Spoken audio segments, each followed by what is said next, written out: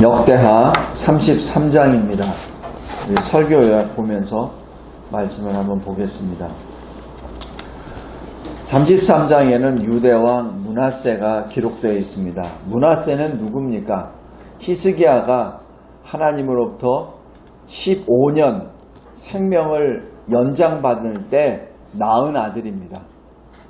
죽을 병이 걸렸을 때 벽을 쳐다보고 하나님께 기도했죠. 그때 하나님이 15년을 연장시켜 주셨습니다. 그러니까 이 히스기야가 죽고 므낫세가 왕위에 오를 때 12살이었다라고 기록하죠. 그러니까 15년 연장되었을 때 낳은 아들이 므낫세입니다. 그러니 므낫세를 붙잡고 얼마나 기도를 많이 했을꼬, 얼마나 많이 성경 공부를 시켰을꼬, 또 히스기야가 만난 하나님, 아수르로부터 포위를 당했을 때 구원해 주신 그 하나님을 얼마나 많이 이 아들에게 전해 주었겠습니까? 그런데 오늘 여기 33장 1절부터 이 9절까지 보면은 전혀 이 므낫세는 신앙의 사람이 아닙니다. 신앙의 아버지, 기도하는 아버지 히스기야의 몸에서 난, 그것도 생명이 연장되어서 낳은 아들입니다. 그런데 이 므낫세는 결코 하나님을 두려워하는 것도 아니고 또 하나님의 말씀에 따라 사는 자도 아니었습니다. 성도 여러분, 우리 다음 세대, 우리 자녀 세대, 우리 자손 세대의 믿음을 위해서 항상 기도해야 됩니다. 항상 기도해야 됩니다. 믿음은 자동적으로 생기는 게 아니에요. 내가 믿음이 있다고 내 자녀가 믿음이 있다? 아닙니다. 여기 지금 33장 므낫세의 믿음을 보면 압니다. 우리가 구원은 예수 그리스도 믿음으로 받습니다. 그 믿음은 하나님의 은혜죠. 그래서 우리가 무엇을 해서 천국에 가는 건 아닙니다. 그러나 항상 깨어 있어야 합니다. 우리가 한번 입술로 고백했다고 해서 천국이 이제 나의 본향이니까 내가 무슨 일을 하더라도 나는 천국에 들어갈 수 있어. 착각입니다. 그러지 못한 사람들이 성경에는 많이 기록되어 있습니다. 가룟 유다는 어떻고요? 그리고 믿음의 선진들 옆에 있었던 이스라엘 백성들은 어떻고요? 자기들은 하나님의 백성이라고 주장하고 그리고 의인이라고 생각했었습니다. 그러나 과연 그들이 천국에 들어갔을까? 우리 항상 깨어 있어야 됩니다. 그래서 말씀과 기도로 거룩하여짐을 받고 항상 주님 앞에 설 때를 기억하며 깨어 있어야만 합니다. 여기 므낫세가 하나님의 말씀을 못 들어서 하나님을 떠났습니까? 아닙니다. 아버지가 수도 없이 말씀했습니다. 고린도후서 4장에 이렇게 기록합니다. 복음이 가려지면 이 세상의 신이 믿지 아니한 자들의 마음을 혼미하게 하여 그리스도의 영광의 복음의 광채가 비치지 못하게 하느니라. 분명히 복음을 선포했고 복음을 들었습니다. 그러나 므낫세는 그 영안이 가려졌고 그 마음이 더 이상 복음의 빛을 받을 수 없게 되었습니다. 두 번째, 이러한 므낫세에게 하나님이 은혜를 내려주세요. 어떤 은혜냐면은 환난의 은혜를 내려주십니다. 그래서 환난이 당할 때는 슬프고 힘들어요. 그런데 궁극적으로 보면은 그 환난이 하나님의 은혜입니다.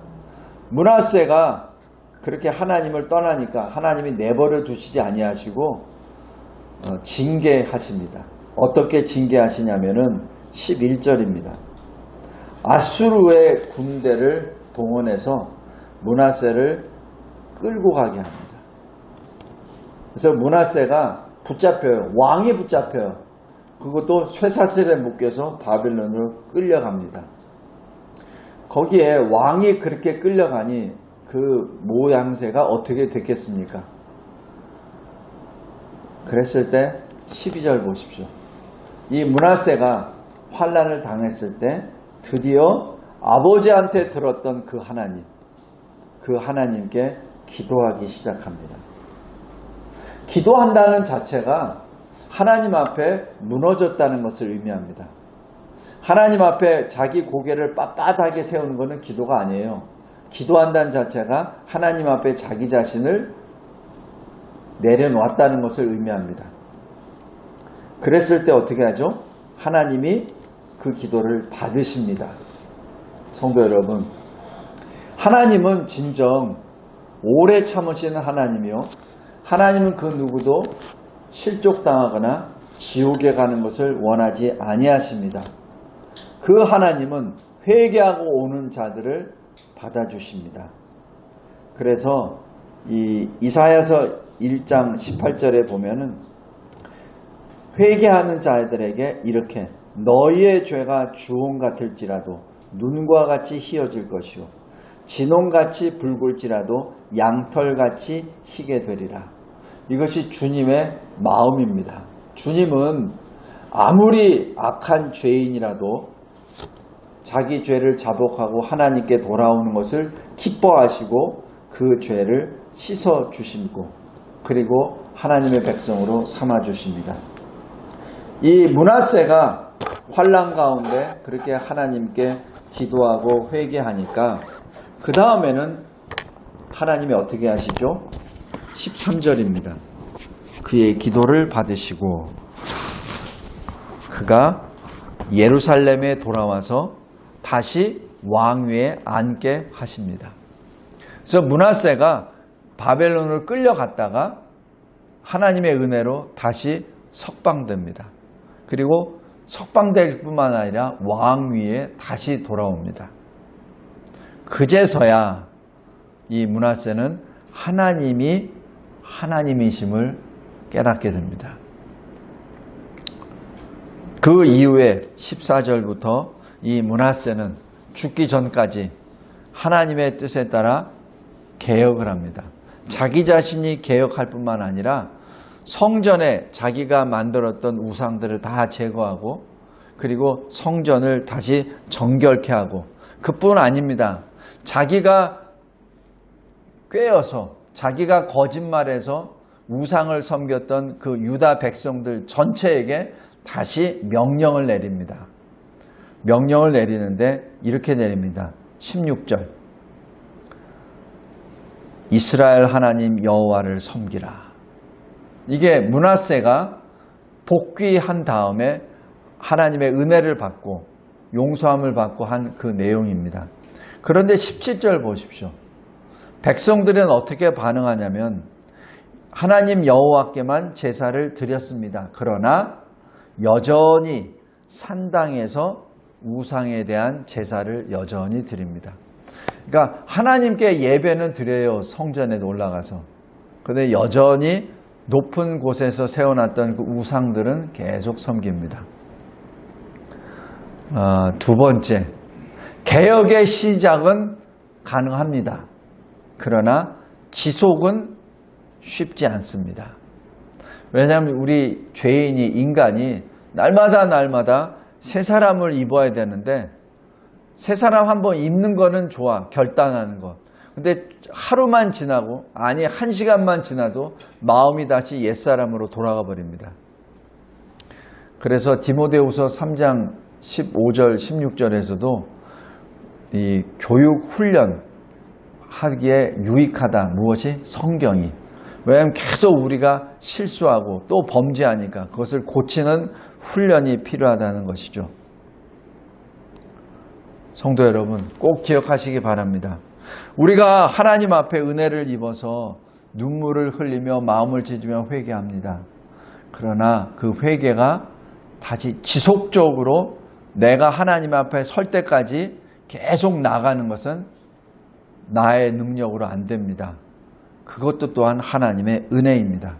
그래서 이 칭의도 의인이라 칭함을 받는 것도 하나님의 은혜지만 성화, 거룩하여지는 그 길을 걷는 것도 하나님의 은혜입니다. 마지막 셋째, 이 죄악은 그 다음 세대에 자연스럽게 넘어가 버립니다. 이 므낫세가 회개하고 이 유다를 개혁을 합니다. 그러다 죽습니다. 그 와중에 21절 보면 아몬이 나이 22세에 왕이 됩니다. 이 아몬이 22세에 왕이 됐다고 하면은 이 므낫세는 12세에 왕이 돼서 55년을 왕으로 통치하죠. 그러니까 이 아들은 므낫세의 후반기, 통치 후반기에 아들을 낳게 된 것이죠.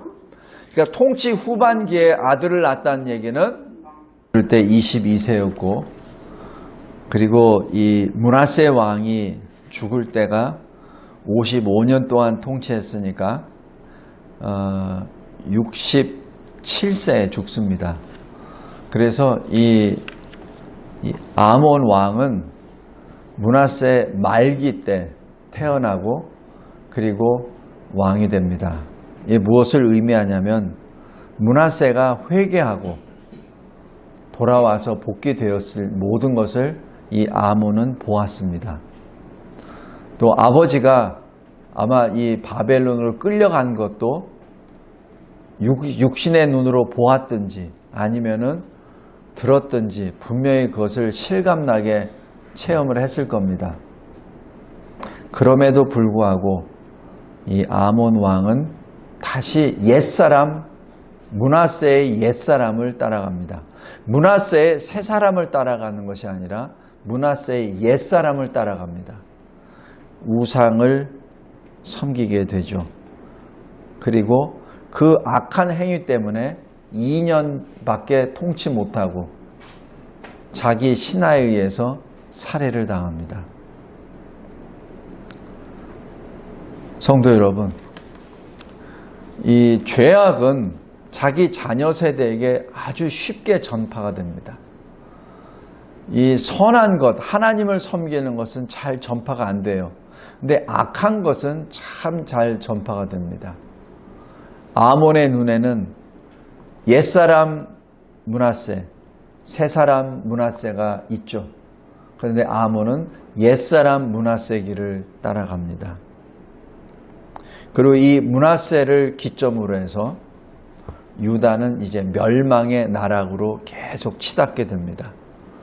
우리 다음 장에 있는 34장에 이 아몬의 아들 요시아가 왕이 되고 이 요시아가 31년 동안 통치하면서 개혁을 단행합니다.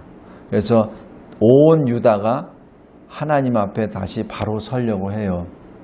그러나 그것은 마지막 꺼지기 직전에 불이 크게 이게 성했던 그 모습처럼 요시아가 죽고 난 다음에 이 유다는 패망의 길로 들어가게 됩니다. 말씀을 맺겠습니다. 믿음은 하나님의 선물입니다.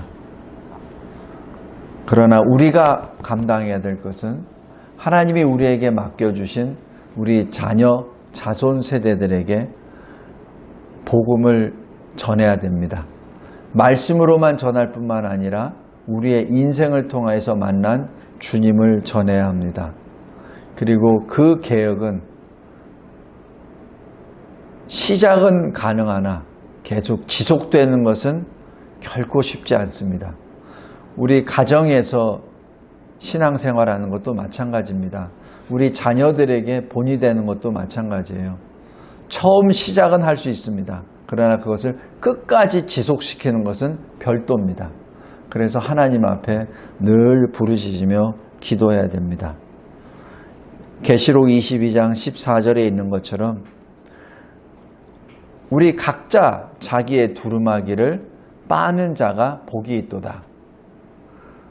저 천성에 들어갈 권세를 받으려 함이로라 라는 그 말씀을 늘 기억하시며, 그 두루마기, 주님이 우리에게 선물로 주신 겁니다.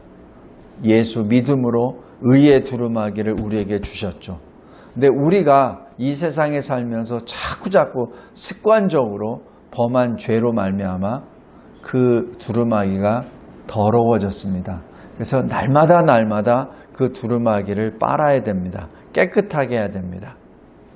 그것이 말씀과 기도요, 그것이 회개입니다. 날마다 오늘 여기 므낫세의 삶을 통하여 유다가 멸망하는 그 변곡점이 됐다는 것을 늘 기억해 주시기 바랍니다. 근데 그 므낫세는 하나님이 목숨을 연장시켜 주신 히스기야의 그 연장된 여생에서 태어난 아들이라는 그 사실을 다시 한번 묵상하며 우리 각자의 삶을 돌아보고 하나님 앞에 더 가까이 나아가는 저와 여러분이 되기를 진심으로 기도합니다. 감사하고 감사합니다. 하나님 감사합니다. 우리가 도대체 무엇이 간데 하나님께서는 우리를 택하여 주시고 하나님의 자녀 삼아 주셨는지요. 하나님, 히스기야와 므낫세 그리고 그 아몬을 통해서 우리에게 주신 믿음이 얼마나 존귀한 것인지 깨닫게 해주심에 감사합니다. 이 세상에 있을 때 속량함을 받게 해주심에 감사하고 늘 하나님 앞에 드리는 새 노래를 부르게 하여 주심에 감사합니다. 예수 그리스도의 이름으로 기도드리옵나이다. 아멘.